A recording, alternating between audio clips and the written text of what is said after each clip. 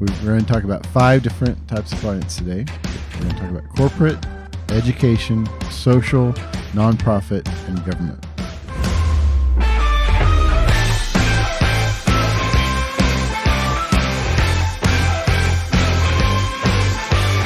Todd Show. We're glad you're here. Today's lots of fun. Episode 12. Did we say that too? We did. We've been putting together this podcast mostly geared at event planning friends, people who have just started event planning, that sort of thing. We've learned that a lot of what we say applies to people doing events, maybe for their corporation or whatever, but also it applies to a lot of small business people I was and just people thinking in the same event thing. industry. So today's topic is just one of those topics, I think. it is. It applies So what to is today's lots topic, of people. Joe? Today's topic is 5 types of clients and how they're different and how they're the same. That's right. So a lot of people think, oh, it's just an event. Event is an event. There's really no difference. You rent some tables, you get some tablecloths, and find some chairs that you like and pick some food, and it's an event. But they're really, the client makes all the difference in how you handle the planning of the event. So we're going to talk about 5 different types of clients today. We're going to talk about corporate, education, social, nonprofit, and government. And I think the thing I've learned through the years, I've actually worked in multiple areas of the world. I've worked in education. I've worked in nonprofit. I've worked in government. I've worked in corporate. Which one have you done the most in, you think? Event-wise, I've probably done the most corporate. Yeah, and the least? I would guess Government? Yeah. I don't think we've done really, maybe 1 or 2 government events, but very minimal. Yeah.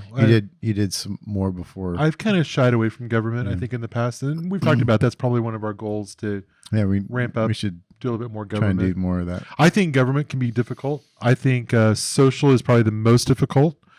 Nonprofit, I think, is probably the easiest. I don't know. I don't know if you should say that or not, but I think for a number of ways. I think nonprofit is the easiest events to do. Maybe. And I think one of the challenges we have as event planners sometimes is we start thinking, we kind of forget our client differences and we forget the categories they're in. And, I think you naturally rise to doing something you do best. And for us, we do corporate events, I think, best. We do a lot of corporate stuff. I love the corporate event world for a number of reasons.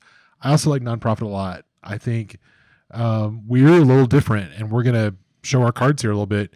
We do a lot of nonprofit we do to build relationships to build relationships with that community. So we're doing that more to get to know people, and we can also talk about ourselves easier doing nonprofit events.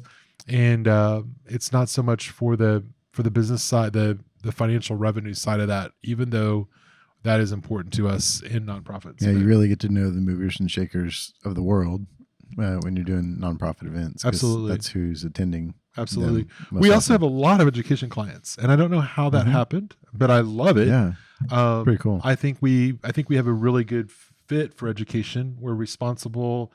We're forward thinking. I think there's some things that fit well with the education groups, but and then I love social. I do think social is the hardest to do. We try not to do a lot of social. We're pretty picky with social.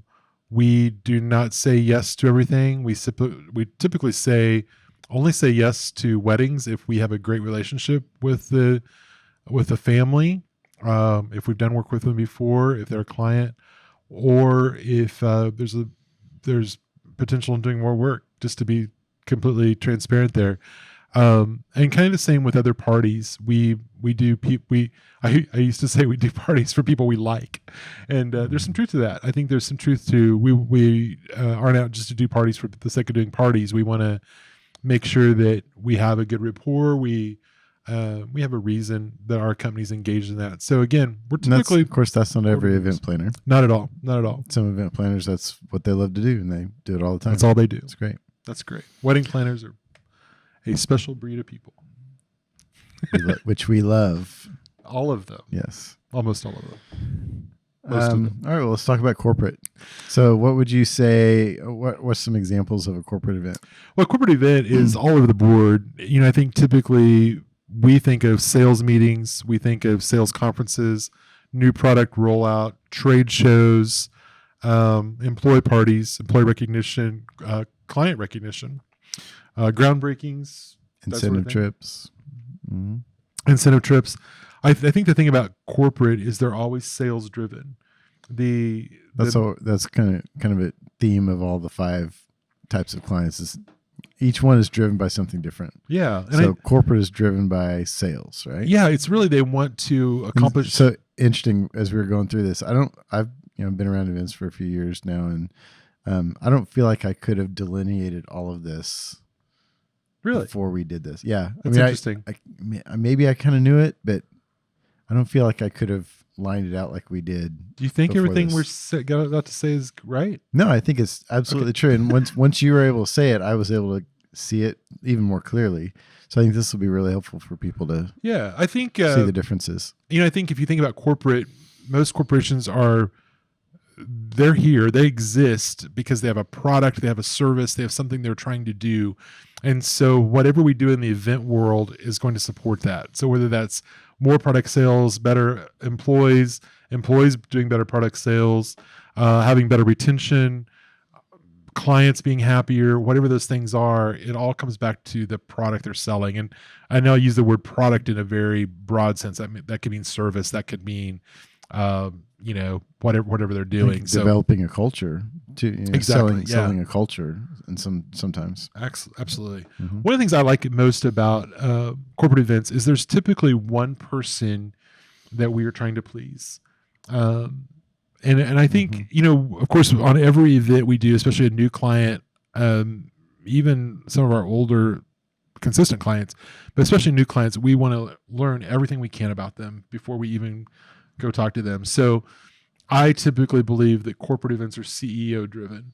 So you've got to know about their culture, whether it may be a board chair or a CEO or a founder, but what's that about and who are they and what are they up to and what's important to them. And I think that's one of the important aspects of it all, and really learning to honor that goal and that desire of that CEO and that leader, that founder of the organization. And I think that can be a difficult thing to find sometimes. I think different corporate clients we've had and some of the personalities of those leaders. We have one corporate event, we never met the CEO. And I've thought about that a lot because everything went back to her. She eventually learned about everything we did. Mm-hmm. I don't know that she ever knew our names. Her. Never, nothing about her. Sent her flowers. We did. Never even got a thank you note. Anyway, but that's okay. That's beside the point. That's beside the point. But yeah, I think there's times, but we knew who to please. We knew everything about her. We knew about her homes. We knew about her plane. We knew about everything culture. She had. So, I think that's exactly right. So, and I think the decisions, sometimes we can have a direct decision maker in a corporate event that may be a marketing director, or maybe an HR director, or an event person, or whatever.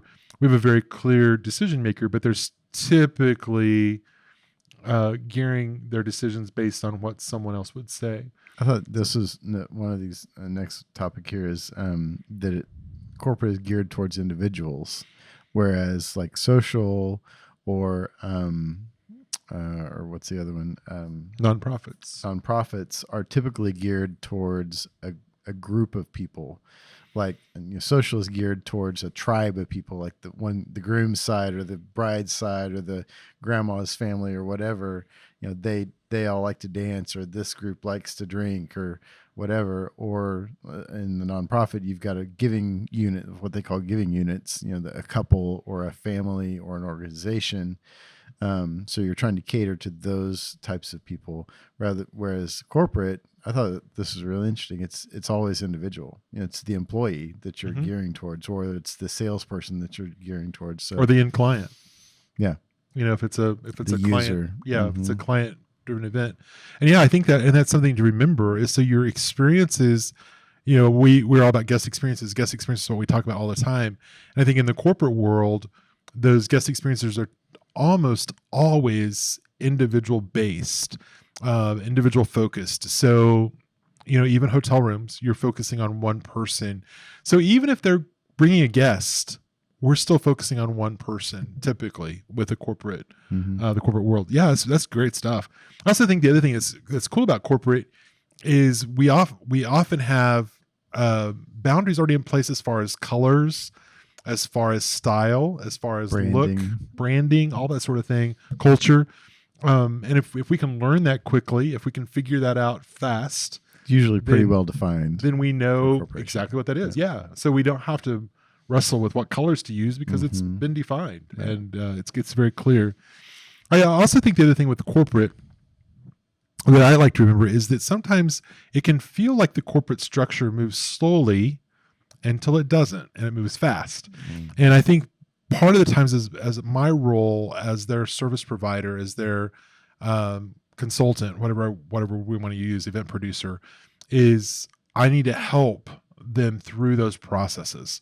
So I need to put deadlines on things for them. I need to support them. So if I know, okay, my direct client is going to be taking everything to the CEO, or my direct client is going to take everything to vice president, is going to take everything to CEO, then I need to equip them with everything they need. So I need to prepare like everything I'm presenting is going to be to the CEO, even if I never do that. So I'm going to do top rated graphics or handouts or budgets or whatever that's going to be. And it's going to be very detailed and very organized. And I'm going to give them everything they need to defend that, to support it, to explain it, whatever that looks like. And so if I need to do drawings or if I need to do whatever, I'm going to prepare that as if it's going to that ultimate decision maker eventually. But it sometimes takes a while to get there. So I want to prepare them for that. And I think that's kind of important element that we sometimes forget with corporate. The other thing about corporate is it's a really clear and defined budget, but there's sometimes wiggle room to figure something out. So, a lot of times you'll go into a corporate project. In fact, almost always, I'm trying to think of examples where I've gone into a corporate projects where I did not know the ultimate budget. I did not know the goal of what we had to spend. And I could think of a lot of times where we've changed that because we wanted to do something, or because he wants to do something, or she wants to do something.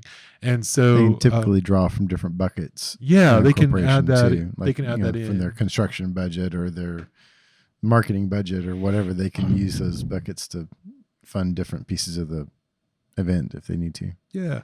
The other thing I learned really early on about corporate structure is they're typically risk averse. Very aware of risk management, concerned about insurance and lawsuits. And so, of course, reputation. They're not as they want to make sure they aren't going to be on the front page of the paper tomorrow because of something that happened in an event. So they're not likely to jump off and do things that are risky. Typically, they're not going to do something that hasn't been done before. They're not.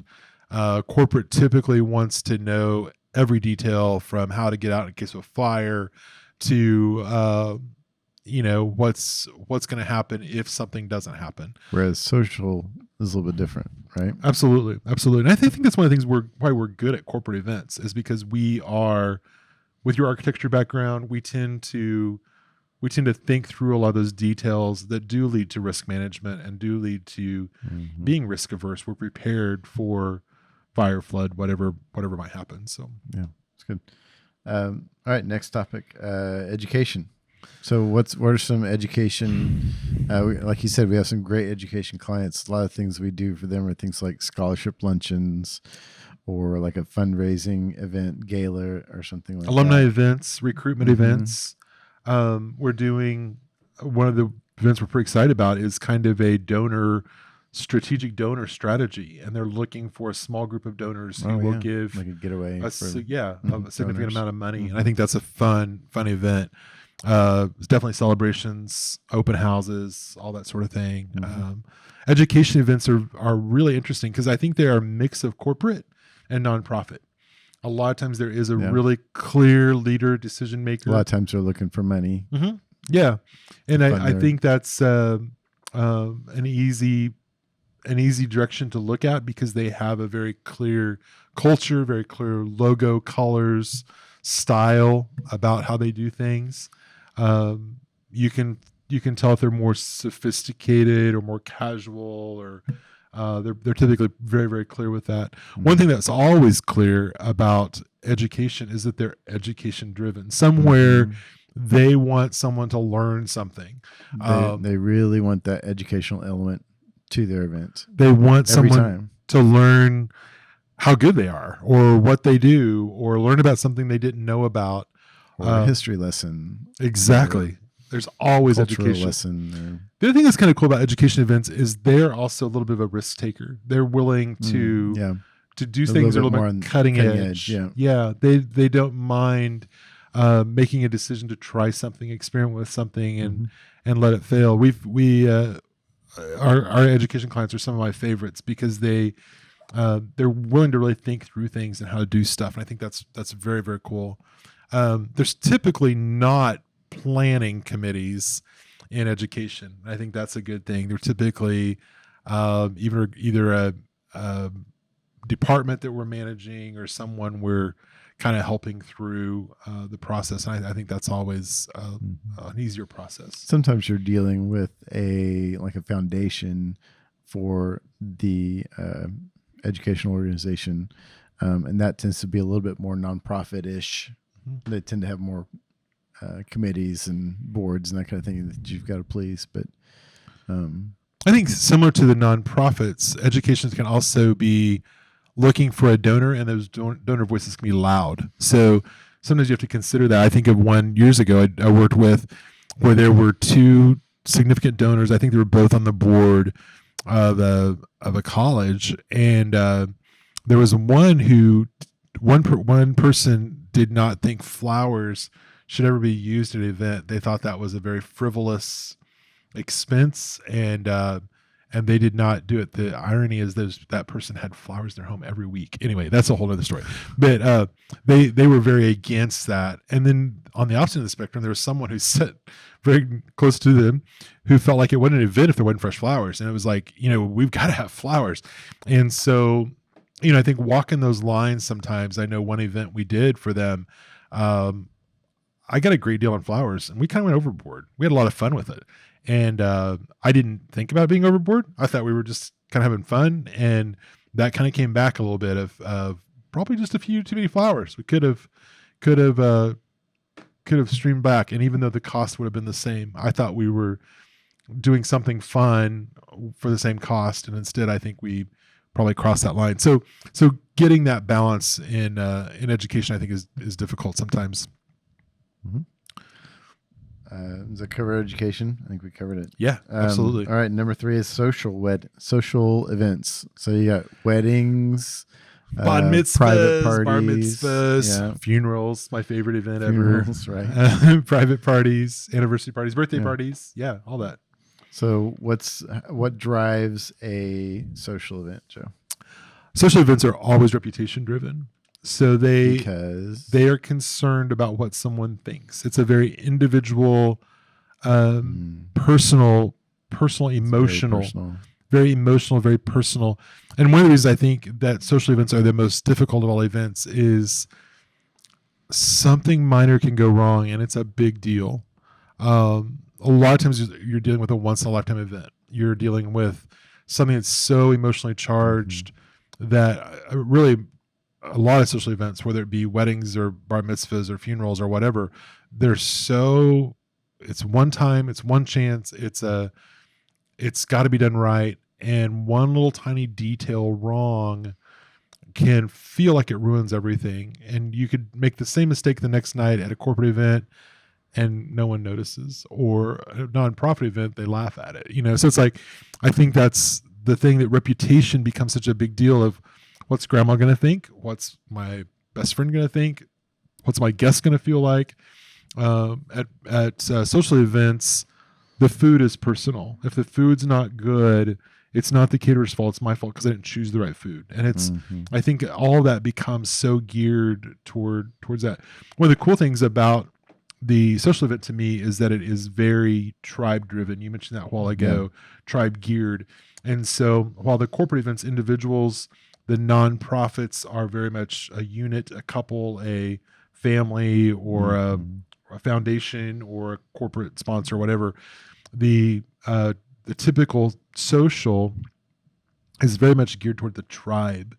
So you a lot of times know, oh yeah, my family, all my friends are going to do this. All my family's going to do this. Mhm. All this is what it's going to be like.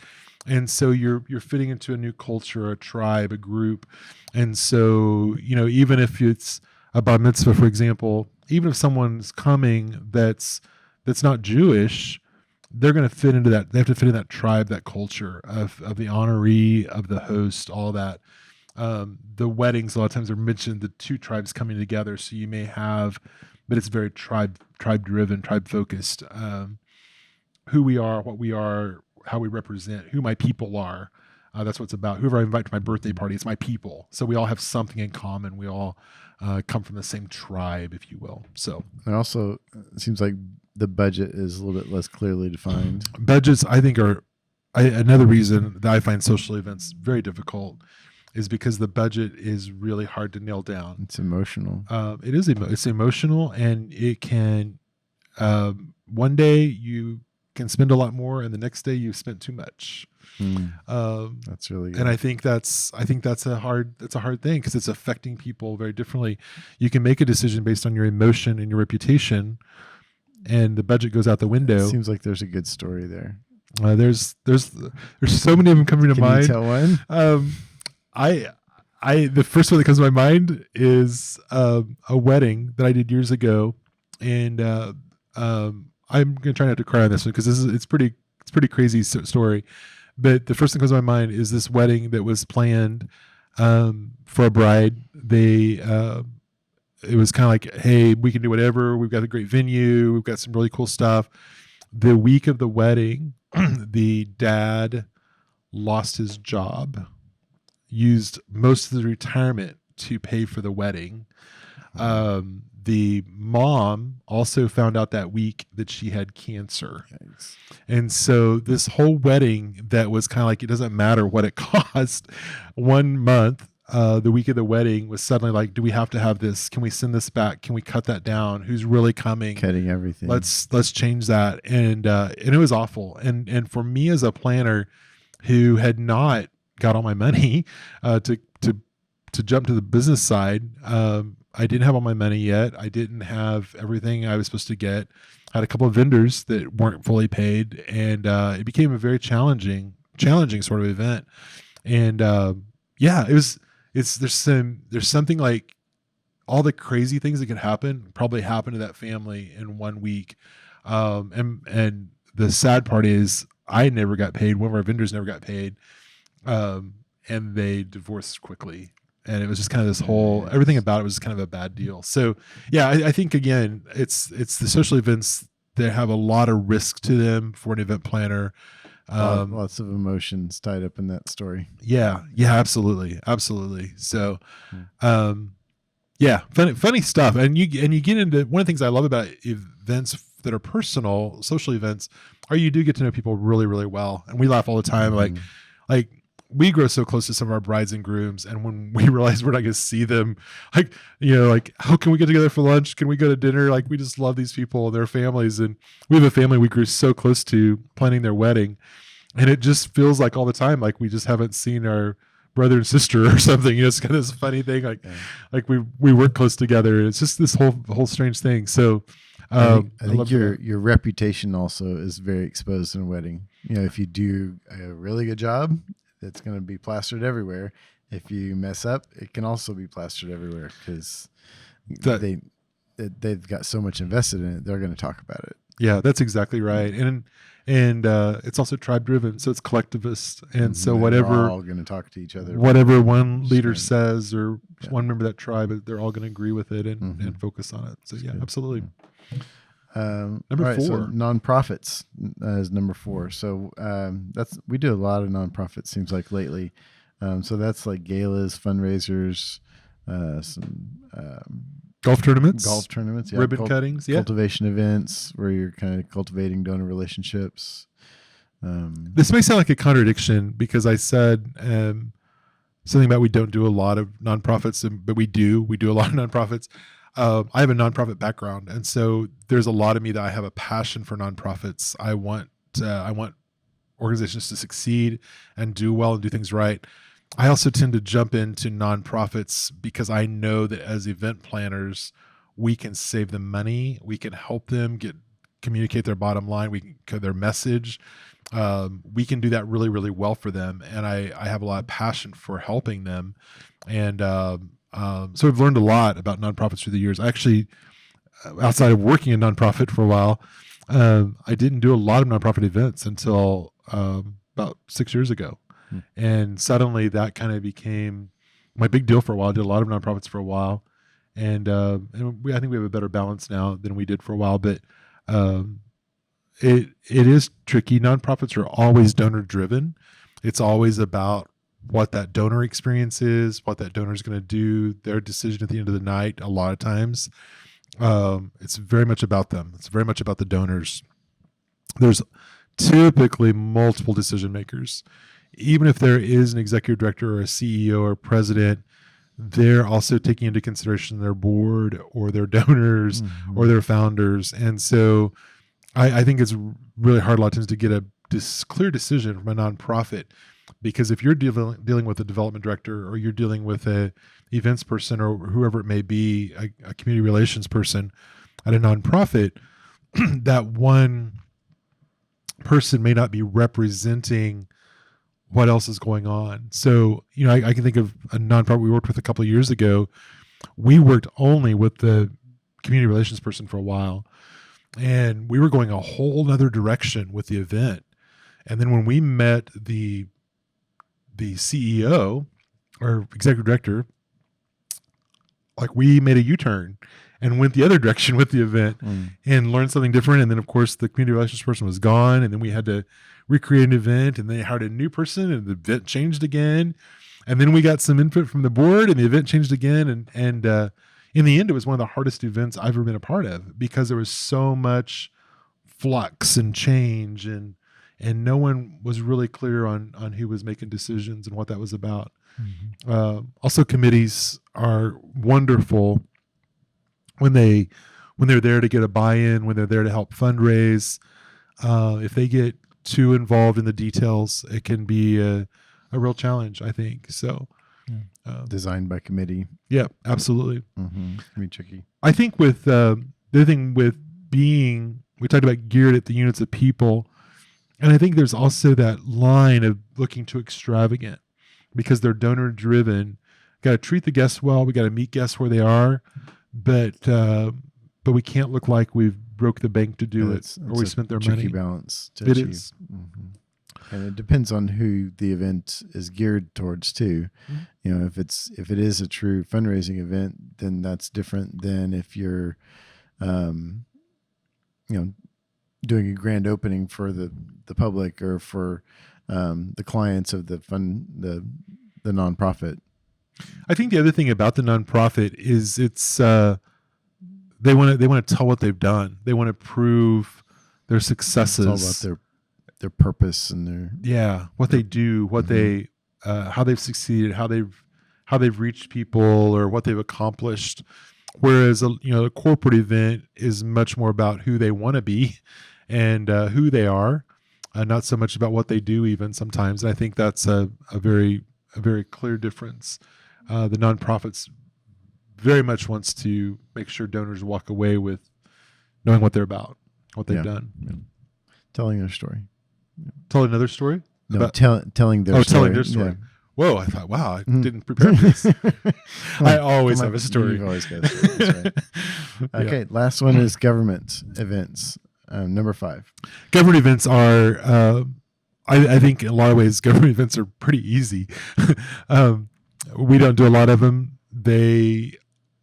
So many times. I don't know that I've done a government event with you. You have. You just don't realize it's a government event. Oh, okay. Because it's grant based. Yeah, I know what you're talking about. So, conference. Yep. Yeah. It's typically program driven. Typically, it's about something that's going to happen or is happening. It's either explaining that or bringing the community together because they want that program success. They can be conferences, training sessions, grand openings, seminars, open houses. A lot of times they're again educational in nature. they're doing an event because they have to, is kind of what I say sometimes. Of they have a grant to do it, they're supposed to do it, they've always done They're it, being told to they do need to do it. got to Yeah, do it. exactly. And I think that's a little tricky sometimes to be in that space. I think the other thing that's Why is that tricky? I think that the trickiness is they don't know their why. They don't always know why they have their event. Always have a purpose. Yeah, so behind it, or they're not quite as motivated. Maybe we're doing the annual conference. Why are you doing the conference? Who do you want to meet? Where it'll be the same people that came last year. Yeah, it's what we're supposed to do. Yeah, it's required by law. Exactly. Yeah, exactly. It's part of the government. And I think that's the other thing that's difficult about it is there's not a lot of room for creativity sometimes because the decisions are made within boundaries. If you're following, right, their budgets are really clearly defined. I've done some government work in architecture, and it's every detail, like every piece is very lined out. How much you're going to spend for each thing, and you don't change that. Exactly. I think the other difficult thing about government events is a lot of times you don't get paid until after you've done the work. And that's kind of a typical government practice, especially in municipalities and states and that sort of thing, state governments, national government, federal government. So that can even be for your venue, for your hotel. They know they're going to be a purchase order system, or you're going to have to work within those boundaries of. But you can count on paying. They always pay. Yeah, I've never known of a government thing that didn't carry through, but that can be tricky. And I think too, like if it's within a grant, keeping, like you said, keeping track of the expenses and having all the documentation they need, and that can change. Sometimes they need an outcome from the event that you have to be sure and measure while you're there, whether that's an attendance measurement or a certificate understanding, something like that, an outcome. So again, governments can be pretty tricky. The good thing about one of the fun things about government to me is that it's always about community, bringing people together. So if it's a program, we've done a lot with workforce, and so typically the things we've done with them before have been about making everything better, getting more jobs, bringing more people. How do we do that? How do we educate better? How do we use trade schools or secondary education to better bring the job market up? And it's all about benefiting the community. It's for the greater building good. Up the community. Greater good. Yeah. That's That's very good. All right. That's our 5. So wow. What? Let's recap. So we got the corporate. They're sales driven. Education. They're education driven. That kind of seems basic. Social is reputation driven. Nonprofit is donor driven, and government is program driven. We want you to have fun with whatever event comes your way, and you end up being a part of and responsible for. Know that they're different. Be sure to understand that. I think that's so crucial. Often overlooked is that to really be able to identify how I do things, what I'm about, the records I keep, sometimes the way I do things, what I see as important. And so hopefully this has helped you with that. If you've got questions, if you have things that come up, we'd love to answer those. Feel free to email us. I'm Joe at rumbledrum.com, Todd at rumbledrum.com. Yep. You can also reach out to us on social media. We have Facebook page for Rumble Drum and for the Joe and Todd Show, as well as Instagram for Joe and Todd Show, Rumble Drum. Also have personal Instagram and Facebook. Love to connect there. I have a public page. It's called Joe Mathis with Rumble Drum, and love to get messages or whatever that just helps you improve what you're doing. So however we can help, we'd love to be that. It would also mean the world to us if you would subscribe, like us, review us, follow us on Apple, iTunes, on wherever you listen to podcasts. That'd really be meaningful to us if you would review us and subscribe to us. That'd mean a lot. So this has been fun. I will admit, when we first said 5 types of events, it's like, is this going to have weight? Is this going to be interesting? And I think in the end, it's some good stuff. It's helpful, and I think it's helpful across the board, not just for event planners. Yeah. Especially for event planners. I learned a lot, and I think hopefully you did too. So again, we'll see you next week. Check in. We try to get these out every Wednesday, and we'd love for you to engage with us next week. Have a great day. See you later.